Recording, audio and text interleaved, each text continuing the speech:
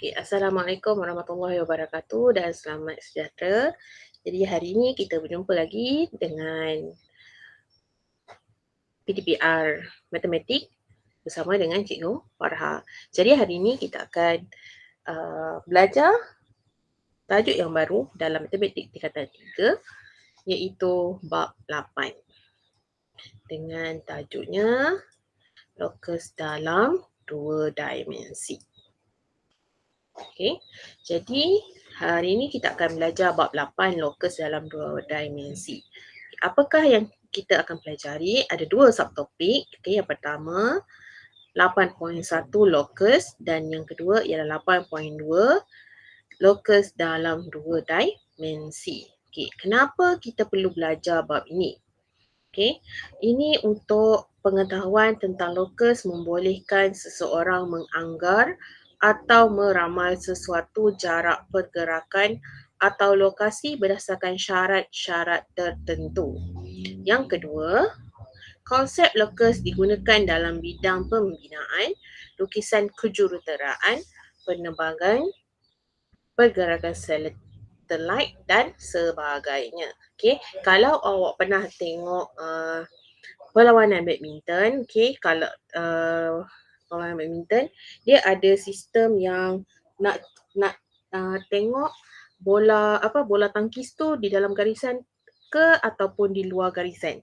Jadi dia menggunakan konsep locus kat sini. Dia menganggarkan bola tangkis tu jatuhnya di mana? Di luar garisan ke di dalam garisan. Itu salah satu contoh dalam penggunaan locus dalam sukan lah.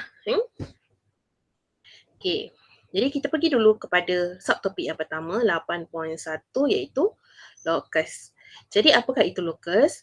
Locus ialah satu surihan atau lintasan oleh satu set titik dalam satu satah atau ruang tiga dimensi yang memenuhi syarat-syarat tertentu. Okay. Jadi macam tadilah cikgu dah ceritakan sikit mengenai penggunaan locus dalam bahagian sukan.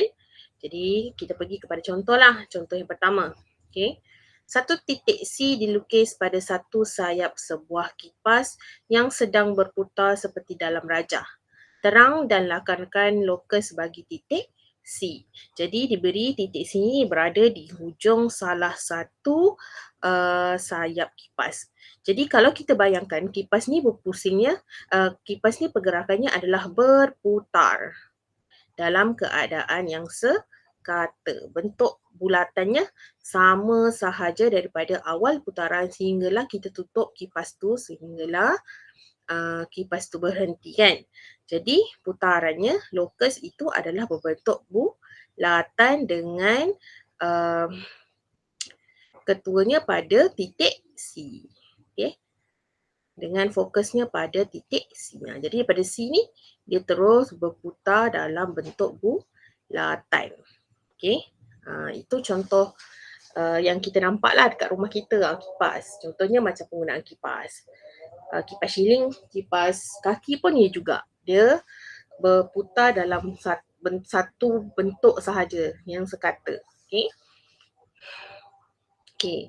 Contoh yang kedua. Okay. Jadi ini dia advance sikit lah. Okay. Jadi mari kita tengok contoh kedua. Rajah di sebelah menunjukkan sebatang tiang MN. Jadi MN tiang. Okay. Jadi kemudian sekeping papan berbentuk segi empat tepat PQRS disambungkan pada tiang itu dengan keadaan papan PQRS boleh digerakkan. Jadi warna coklat ni diberi ialah papan PQRS. Jadi dia minta jika sisi PQ diputarkan 360 darjah mengelilingi tiang MN, apakah bentuk tiga dimensi yang akan terbentuk? Jadi sekeping papan kita putarkan 360 darjah. Okay. Jadi bila kita putar macam biasalah, maksudnya pun putar mestilah berbentuk bulatan. Contohnya macam tu, dia putar. Ni pun sama, putar. Okay. Putar-putar. Okey, sebab tu bila penyelesaian dia kita akan nampak bila papan tu berputar, dia akan dapat bentuk silinder tegak sebab dia berputar 160 darjah satu bulatan. Okey? Nah, okey, boleh Okey, seterusnya kita pergi kepada contoh yang ketiga. Okey. Jadi raja di sebelah menunjukkan sebatang tiang MN. Okey, sekeping papan berbentuk semi bulatan PQR disambung pada tiang itu. Dengan keadaan papan PQR itu boleh digerakkan.